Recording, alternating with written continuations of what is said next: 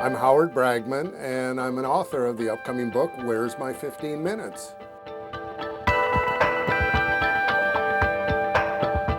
There was a recent study by the MacArthur Foundation, and it was about teens and internet usage, and it was talking about there was really a lot of positive effects. And one of the things that they mentioned, which was really interesting, is it was teaching teenagers how to manage their public image. And for the first time in history, people, not every person, but most people who aspire to something a little greater, aspire to go to the next level, have a public image.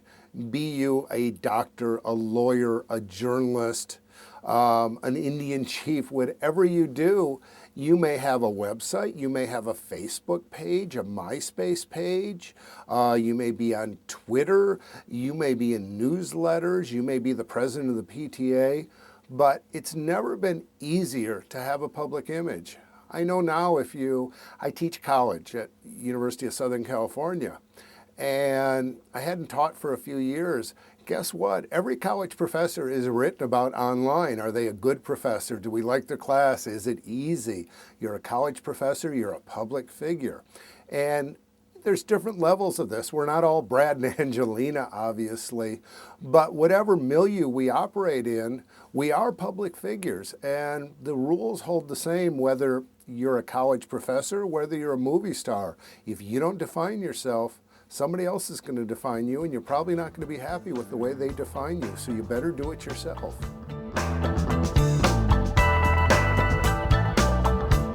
I think controlling a public image is myth nowadays. I think my book is very prescriptive in terms of managing a public image.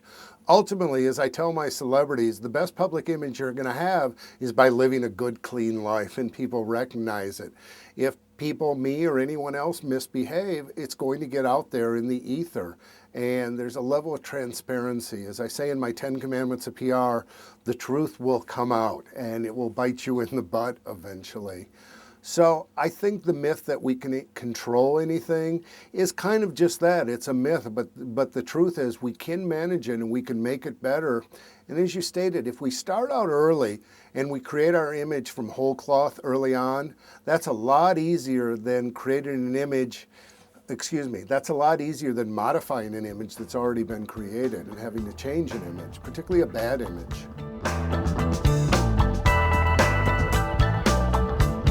Well, microfame is being known for a very specific thing within a very specific community. I think the Obama girl had microfame that grew into macrofame. She started out on YouTube, one song about one candidate, and all of a sudden she turned it into a brand. I want to do something by comparison. If you remember in the last election, Jib Jab, the cartoonists, the animators, they've turned that into a business. They have taken their concept and brought it and really turned it into a business. I don't think Obama Girl has turned it into a business. So they took what could have been microfame and turned it into something that was quite macro. But microfame really means that you may be famous within a Facebook group, you may be famous on YouTube, you may be famous in your high school, wherever it is. But that may be all you need too. If you're running for class president, you probably don't need to be famous beyond your high school at that particular point in your life. And everybody has to start somewhere. And we all have to realize that what is our base? If you're running for president of your high school class, well, your base is your classmates, and that's where you're going to start. And so microfame can grow, but it can also just lie there, and that can be the end point.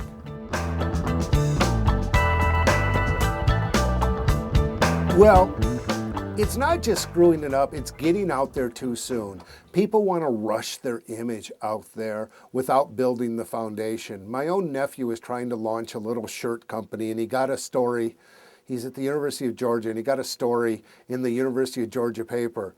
And I'm like, hey, genius, do you have a website up yet? And he's like, no. And I said, how are people going to find your shirts, you moron? Don't you think you should have gotten your ducks in a row before you started doing it? He goes, well, people know us on campus. It's like, yeah, it's a campus of 40,000. I think not, and people are too eager to get the press without doing the work that's required. It's very rare that somebody can do horrible damage there unless they're a celebrity or a true public figure or a politician.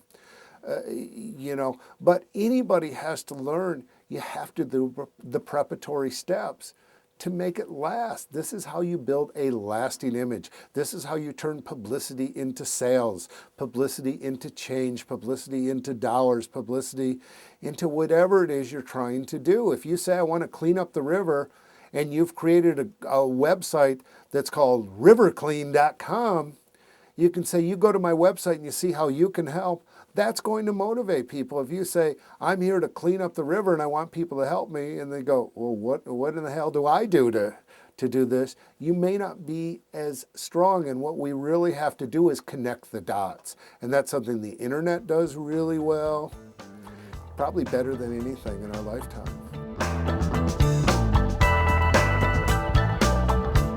There's a process, and again, it's not a blueprint. A blueprint would mean everybody does the same thing, but it's a process. And differences are based on what's in your heart, what you're capable of. Authenticity is a huge thing out there. We have great BS detectors out in this world. If somebody's not authentic, we often read it and we can tell. So you start out by taking the pulse, as we've talked about, and then from that pulse, you create a vision. You say, here's what I want to do. Here's what I want to achieve. And what I always caution people is one step at a time. If you're Hillary Clinton and you're running for Senate the first campaign, but you know you really want to run for president, you don't talk about, well, I'm running for Senate, so it will be a stepping stone for my presidential campaign. People want you to do one step at a time. They don't want you to go from necessarily mayor to president. They want you to be governor in between. So you define your vision, and it may be an interim vision if you're Senator Clinton, for example, or Secretary Clinton. You define your vision, and then you create a set of materials towards getting there. If you're in the kind of job that needs a press kit, it may be a press kit. It may be a website. It may be your photography. It may be your Facebook page.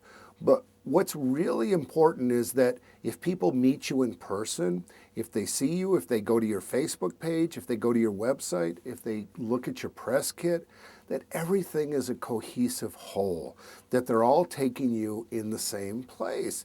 And even to the point of how you dress. And I go into a lot more nuanced things in the book on how to handle crisis and how to do interviews, but the real basic steps are define where you want to be and create the materials that are going to help you get there. And then we create the initiatives, or what I call them, the publicizable moments, that are going to call attention to what it is you're trying to achieve.